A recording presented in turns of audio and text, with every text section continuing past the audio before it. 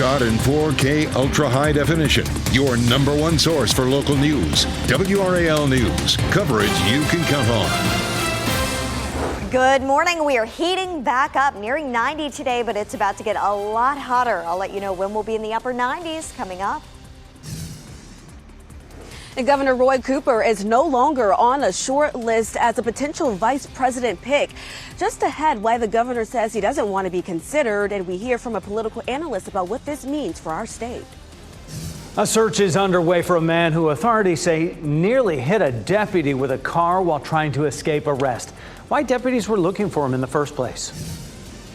And the U.S. women's rugby team is making history. What they've accomplished as the team prepares to take on the reigning gold medal winners today in the semifinals. Plus, the safety concerns today for swimmers in the Seine River, a preview of the women's gymnastics final, and the other big events today you don't want to miss. So a lot to talk about Olympic-wise, and of course, a shout out to the U.S. men's team for finally winning a medal for the first time since 2008, team medal. Thanks for joining us. I'm Renee Chu. And I'm Jeff Hogan. Good to have you along. Yeah, day 3, and it's just one after the next gets better. So now the women today, gymnastics. Yeah, can't exciting. wait. It's going to be so good. Let's see how our weather's going to be today. Kat Campbell in for Elizabeth Gardner over there, 73, muggy. I see it all right there. You know, it's not bad. It's really not going to be a wet start to your day like we saw yesterday, and the rain shouldn't be as widespread. It is a bit more humid when you step out for your morning commute. It's going to be around 73 degrees. Things are quiet for us. We have a few sprinkles toward the coastal plain. Those will continue to move east. By the main morning commute, we'll be completely dry. But look up to our north and west. We're going to watch this complex of storms that could arrive later this evening. We've got that small chance of a sprinkle in the coastal plain through 6 p.m. Nothing in the triangle. And then we get a nice break from the rain midday. I really don't think we would see storms arrive until after about 4 o'clock or after 3 today. So we'll watch for some evening storms. The other big story we are watching is the tropics. We got a system that really doesn't look like much, but it's got a 60% chance of developing. I'll have the latest on this and the big heat coming our way, coming up in a few minutes. Kat, thank you. The list of picks for Kamala Harris's running mate is narrowing. Governor Roy Cooper has withdrawn his name from consideration. Cooper says the timing wasn't right for him, nor the state of North Carolina. WRAL's Laura Levine is live at the governor's mansion in Raleigh this morning with what this means for us here in North Carolina. Good morning, Laura. Renee, good morning. Yes, such a turn of events. We know Governor Cooper, he's still the governor, right? He will continue his duties here at the governor's mansion and state legislature. However, he will instead not have to worry about the pressure of being on a national ticket. Political analysts also say, however, if Kamala Harris wins, well, Cooper could get a prime cabinet spot. I want you to take a look at some of this video. You see, this is what Governor Cooper shared on X last night. He said, "I know she's going to win, and I was honored to be considered for this role." He writes, "This just wasn't the right time for North Carolina and for me to potentially be on a national ticket." We spoke with Chris Cooper, a professor at Western Carolina University, on this decision. If it had been Cooper, it would have kept the pressure on in North Carolina. There's no question about it, right? It wasn't the case that Cooper would all of a sudden flip North Carolina magically, but it would keep the resources in, keep the attention on, keep the pressure in. According to NBC News, a source close to Cooper says he took himself out of the mix because he wants to run for the U.S. Senate in 2026 and that he never indicated to the campaign that he wanted to be VP. He told Harris aides that he did not want to be considered. Laura Levine, WRAL News, live in Raleigh. Former President Donald Trump will make an appearance at the National Association of Black Journalists Convention in Chicago tomorrow. NABJ is one of the largest conventions in the country. The Trump campaign says he will participate in a Q&A with journalists at the convention. The questions will concentrate on the most pressing issues facing the black community. Trump joins a long list of politicians who have attended the convention, including President Biden, Barack Obama, George W. Bush, to list a few. Vice President Kamala Harris was also invited. NABJ says her confirmation is pending. Former President Trump says he will not commit to a debate against Vice President Kamala Harris. In an interview on Fox News Channel last night, Trump said he will probably debate Harris, but he also said he can make a case for not doing it. Trump had been scheduled to debate President Joe Biden on September 10th on ABC News before Biden dropped out. Last night, he told Fox News Channel host Laura Ingraham, "Everybody knows who I am, and now people know who she is," speaking about Harris. This morning, authorities in Lee County are working to find a man who they say nearly hit a deputy with a car while trying to escape arrest. The sheriff's office says it's trying to find Eric Stone. They say he fled while deputies were serving warrants for habitual felon, possession of methamphetamine, and a felony probation violation. This is video that was shared by a WRAL viewer. It shows the law enforcement presence on St. Andrews Church Road in Sanford last night. Sheriff's office says Stone sped away in a 2012 Audi, narrowly missing a deputy. Stone will now face another charge of assault with a deadly weapon on a law enforcement officer. If you have any information about where he may be, you should call the Lee County Sheriff's Office or 911. This morning, people facing charges for their roles in a pro-Palestinian protest at UNC are due in court. Their next court appearance coming up. WRAL's Kelsey Coffey joins us live from the Chapel Hill Courthouse. And Kelsey, these defendants and some of their supporters plan to gather where you are this morning to talk about this case. Jeff, yes, a group is expected to gather here outside of the courthouse before those defendants go in the courtroom in a few hours. Let's take you to video now of when protesters and police clashed on UNC's campus back in April. 6 of these protesters who were arrested will appear in court again today. The group made their first appearance back in May. This morning, they are standing by their message. They're calling for UNC to cut any financial ties with Israel. We looked into UNC's endowment. The school's most recent financial statement shows money is invested in at least 8 different categories. We spoke with an education and public policy expert. He says tracking every company in those investments is difficult. Right now, 109 Israeli-based company stocks are listed on one of the U.S. trading markets. And we'll be here to let you know what happens in court and also give you an update on what happens during that gathering that's scheduled for 8 o'clock. Kelsey Coffey, WRAL News, live in Chapel Hill. We're also working to learn if a driver will face any charges after hitting a child in the parking lot of a Target store in Apex. An SUV hit a 5-year-old girl in the parking lot at Beaver Creek Shopping Center just before 6 last night. The child was taken to the hospital with non-life-threatening injuries. Apex police and fire crews responded to the scene to assist. Investigators were on the scene for about 2 hours. The SUV stayed on that scene while authorities investigated.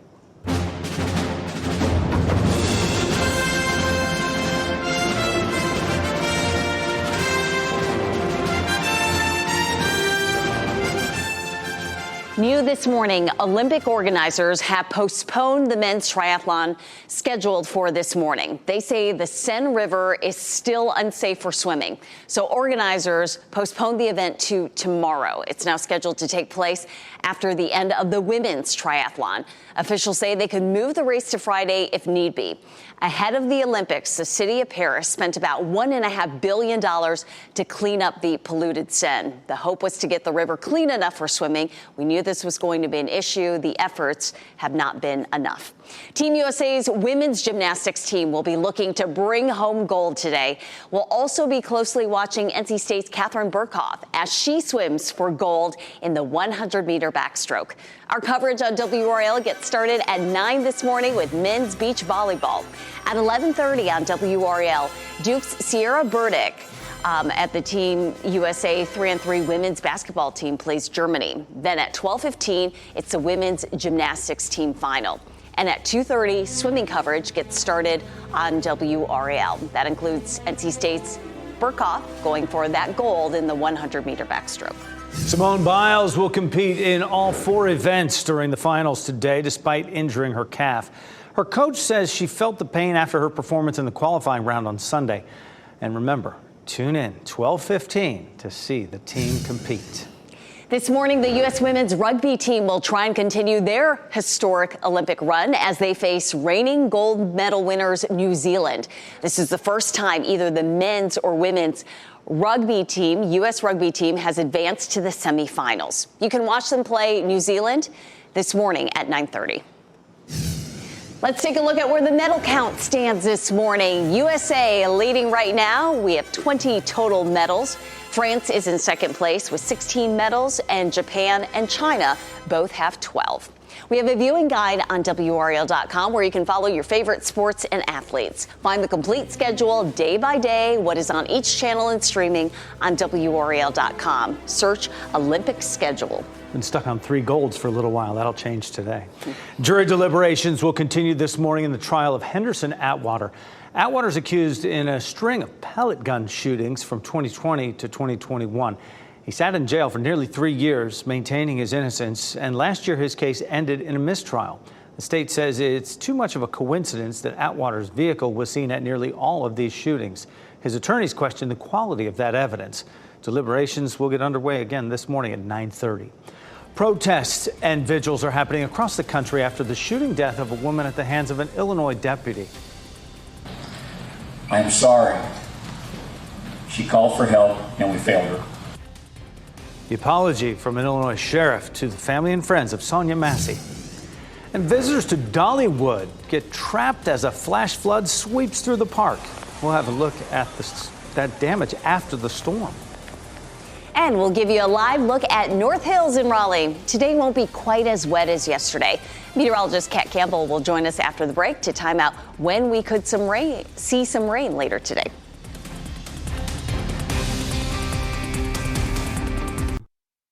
From the WRAL Severe Weather Center, North Carolina's most experienced team of meteorologists. Good Tuesday morning. I'm meteorologist Kat Campbell in for Elizabeth Gardner. It's going to be a bit hotter out there today and a little bit more humid. Highs are back in the upper 80s to near 90 and some hit or miss thunderstorms later. But we're not expecting the rain to be as widespread as it was yesterday. Very dark out there right now from our live cameras. If we take a look off to the north and west, we do have this complex of thunderstorms that could arrive a bit later on this afternoon and into the evening hours. If you're headed out for a dog walk, a more warm start, quite muggy this morning, 73. But during the evening, you may run into some of those storms, so it's better to get it done early today. Check out the heat on the way, though. We're up to 95 tomorrow and 98 degrees by Thursday. 6 children and 2 adults remain in critical condition this morning after being stabbed by who police say was a teenager on a rampage. 2 children were killed in the attack. It happened at a school event in Southport, England. Police say a 17-year-old walked into a dance and yoga studio around noon and started stabbing children. People at the event say it was like a horror movie. All we know about the attacker this morning is his age and that he was from a nearby town. No motive has been given, but police say it's not being investigated as terrorism. They also say they're not looking for any other suspects. Venezuela is at a political standstill as the opposition party is challenging the results of Sunday's presidential election. Protesters are taking to the streets as they challenge the election. Incumbent President Nicolas Maduro was declared the winner by the nation's electoral council. His challenger says no proof has been provided. All government institutions in Venezuela are loyal to the ruling party. U.S. Secretary of State Antony Blinken says there are serious concerns about the announced results of this election. A sheriff in Illinois is expressing his remorse after one of his deputies shot and killed Sonia Massey in her own home. Calls are now growing across the country for accountability after Massey's death. The deputy who shot her is Sean Grayson. He was fired from his job and now faces murder charges. Speaking Monday, Sheriff Jack Campbell apologized to Massey's family. I am sorry. She called for help and we failed her. That's all she did. That's all she did was call for help. And I'm going to say something right now that I've never said in my career before, that we failed. We did not do our jobs. Last week, a judge decided to keep Grayson in jail until his trial. Prosecutors say he is a risk to the community.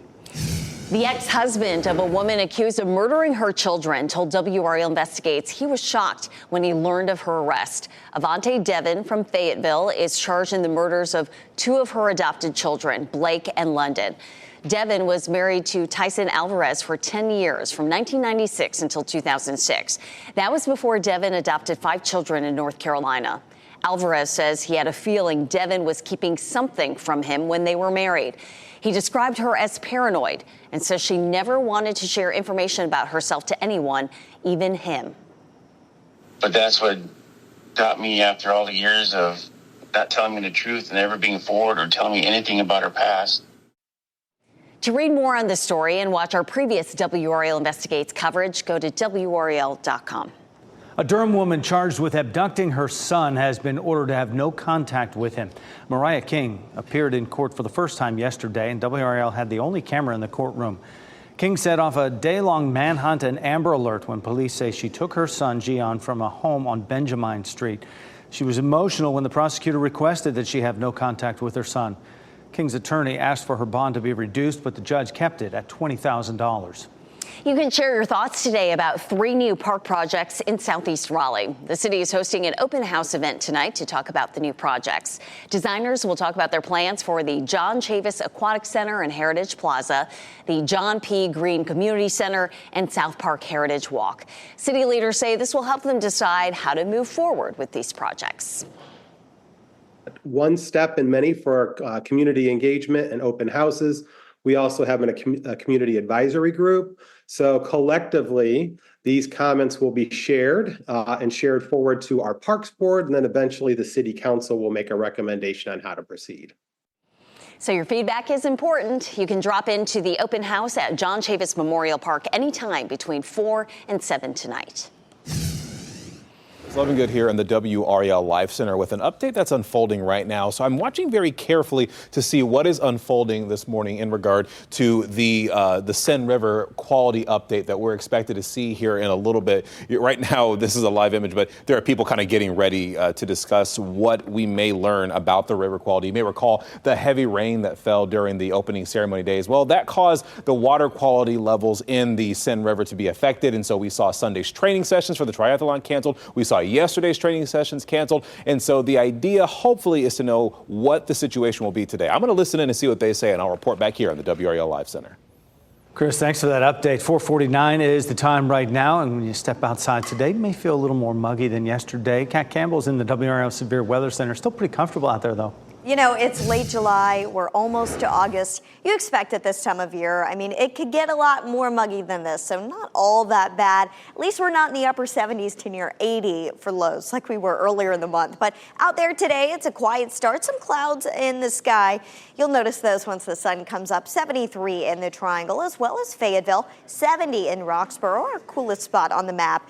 The muggy meter right now is in the tropical category with the dew point of 70. The higher that number is, the more moisture there is in the air, and you can feel that outside. We're going to hover right around the tropical category through the weekend, so get used to the humidity. And here comes the heat. Today, our high is 89. It may feel more like 98. As we look ahead in the coming days, though, we're going to be back in the mid to upper 90s, and that's going to come with a heat index over 100. Starting tomorrow, lasting all the way into the weekend. By Friday and Saturday, we're looking at potential heat advisories, and that's when the heat index should reach 105 or greater for a couple consecutive hours. Outside this morning, we have a few sprinkles closer to the coastal plain. Those are going to be out of here by the main morning commute at 7, 8 a.m. And some clouds to start the day, but later on will be partly cloudy. Try to go ahead and head out for a morning dog walk because later on this afternoon, we've got a chance for storms starting around 4 p.m. And then we also are going to have the heat to deal with. The dual Doppler 5000 radar, nothing crazy to show this morning, just a few spotty showers, and these are going to clear out for us in just a couple hours. And let's talk about rainfall. We added 0.03 inches of rain yesterday at RDU, so we're now at 9.14 inches of rain for the month of July. And I mean, just look at the colors here on our July rainfall calendar. Most days are green, meaning most days we've had at least some rain. We'll have more rounds of rain coming our way. We've got another front close to the area, bringing higher humidity with our wind direction pulling in some moisture from the ocean. And we're also going to be dealing with some late day storms today. The chance will go down a bit tomorrow. It's a 40% chance today. And then by tonight, tomorrow night, we've got that 30% chance. Thursday, just a 20% chance of rain and storms. And then once we get to the weekend, we'll have some scattered storms back in the forecast. We're monitoring a potential tropical system, and I'll have more on that on WRAL News at 5. Kat, thanks. It was a weird day at the beach for some people in Rhode Island as a swarm of dragonflies descends on beachgoers. A possible reason why so many ended up there. Also, we've told you how well the new movie Deadpool has been doing, right? But it looks like it's doing better than originally thought. The new record it just set in Hollywood.